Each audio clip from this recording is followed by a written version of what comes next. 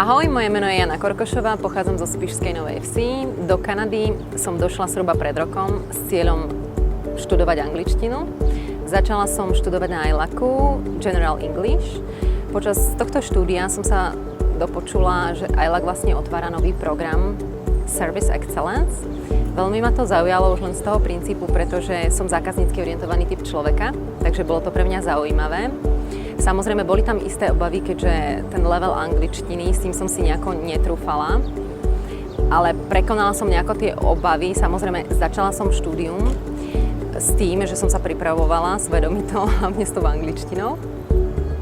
Počas toho štúdia v podstate má študent možnosť získať praktické skúsenosti a samozrejme aj teoretické. Prvá časť pozostáva z teoretickej časti, ktorá prebieha v období 6 mesiacov. Prvá časť vlastne prebieha tou teoretickou časťou, v ktorej má študent možnosť získať rôzne vedomosti z oblasti zákazníckeho servisu. Samozrejme, počas tohto obdobia, tých 6 mesiacov, má možnosť spoznať veľmi zaujímavých ľudí, pretože počas priebehu tohto štúdia k nám chodili rôzni zaujímaví a veľmi významní ľudia z Toronta. Boli to speakers z rôznych oblastí, napríklad z Porsche, mali sme tam rôznych manažerov veľmi významných bank Kanady, Toronta. Takže teoretická časť pozostáva taktiež z rôznych field tripov, ktoré má možnosť študent absolvovať. Spomeniem možno jeden taký veľmi zaujímavý.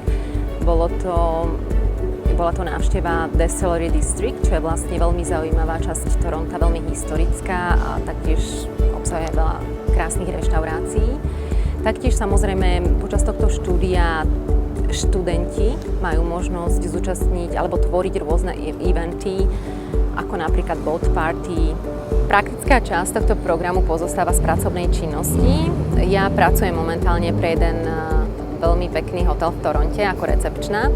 No a v podstate v priebehu tejto praktickej časti mám možnosť zúročiť všetky vedomosti, ktoré som nadobudla počas tej teoretickej časti. Mám tu možnosť zúročiť taktiež znalosti a skúsenosti, ktoré nám odovzdali guest speakers, takže je to úžasná príležitosť, ako využiť tú teóriu vlastne do tej praxe, ktorú vykonávam teraz. Odporúčala by som to všetkým, ktorí sa chcú uplatniť v Kanade, ktorí sa chcú rozvíjať, ktorí si chcú zlepšiť angličtinu.